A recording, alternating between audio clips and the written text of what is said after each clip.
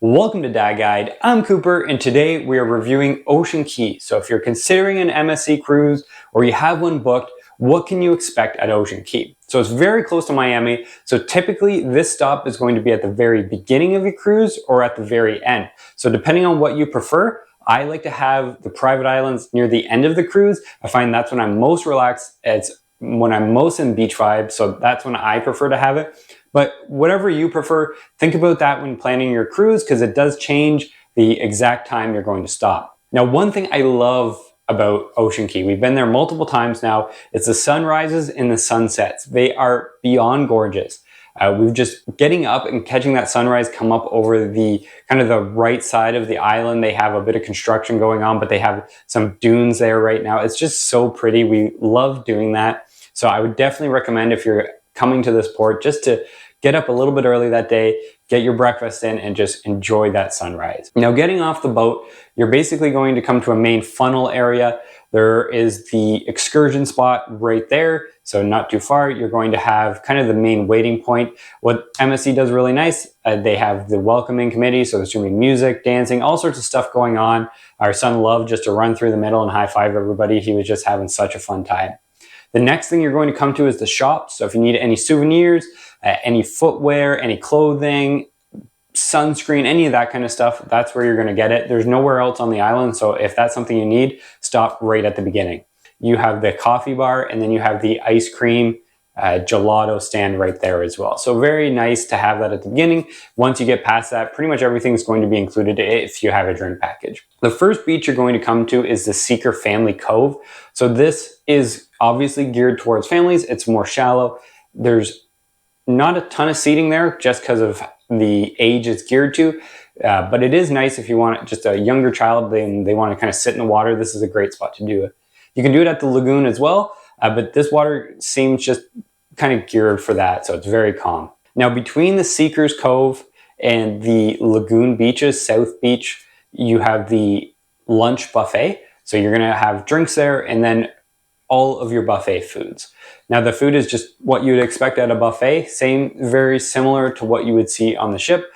Food is good, no complaints there. Now, when you get to the Lagoon, you have a ton of beach chairs. If you want an umbrella or anything like this, paddleboard, you do have to rent it. So you're going to head to the right and there is a spot where you can talk to an employee and get anything you might want. We didn't rent an umbrella. We're planning on moving pretty much all day, so we didn't stay there for too long. Went for a quick swim and then we kept on going. Now, as you walk around, this island doesn't completely connect. So if you go to the right, eventually you're going to have to walk all the way back. And if you go to the left and you want to walk all the way back, it's the same thing. So don't think you can do a full loop.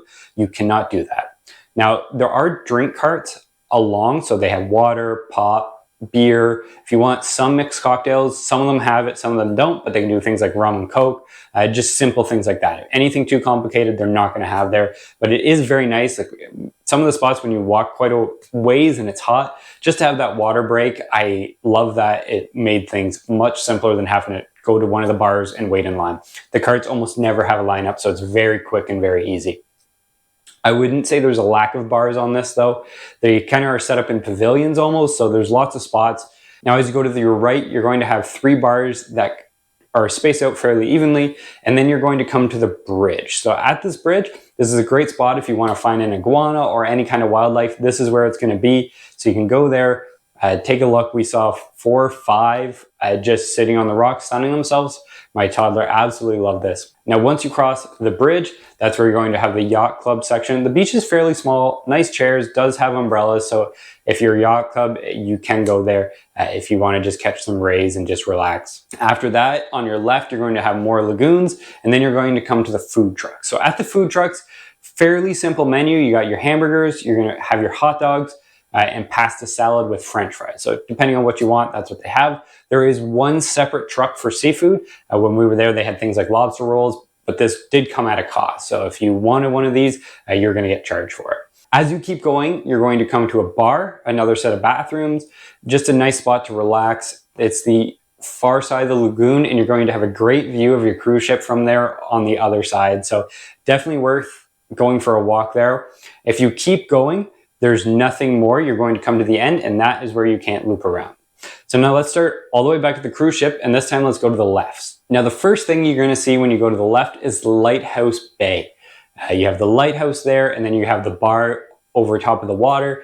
Very nice spot. This beach isn't as busy as the lagoon, but overall this island does not get that busy. There's only one ship on it at a time, so you never have kind of that overcrowding that you can have at some spots, which I really love about this. It's not as built up as some of the other islands, so you're not going to have water slides, all that kind of stuff. But if you want a relaxing day and just catch some sun, go for a nice swim, this is definitely the private island to do it. Now, if you go to the lighthouse, if you want to walk up it, you do need to have that pre-booked. They weren't letting anybody just walk in. You had to have it pre-reserved. At the lighthouse bar, there's no food. It's just drinks. So if you think you're going to get snacks there, you're not going to. So keep that in mind that you are going to have to walk back to the Seekers lunch buffet if you want food. Now, the beach itself at Lighthouse is very nice. It's sandy, but it has a bit of a mix in of rocks. So if you want to do some snorkeling, I do recommend kind of going this way instead. If you go to the lagoon, you will see fish, but you're not going to see a biggest variety. I know sometimes you will see the lemon shark, salt and pepper come in, and you might see some stingrays, but normally that's on the very far end of that.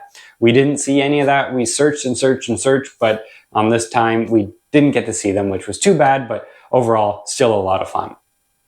Now, once you go past the lighthouse, you're going to see some inuksuks, lots of rocks there. This section gets very rocky. There's another bar if you keep going, but I would say the vast majority of the time, you're going to kind of stay in that area. Once you get past the lighthouse, it's nice exploring. You're going to see palm trees, that kind of stuff. But if you want swimming, I would say either at the Lighthouse Bay or the lagoon, or if you have a family, you can go to Seekers Cove. Now, overall, I really enjoy this private island. We've been here multiple times. Each time we go, it's getting more and more built up. The trees are getting taller. There is coconuts all over the place. They do have lots of different pieces of coral, different conches, but you cannot take these back onto the ship. If you try, there's signs everywhere. They will confiscate them and bring them all back to the island. Absolutely loved our time. So if you've enjoyed this video, please leave a like, please subscribe, and I'll see you next time.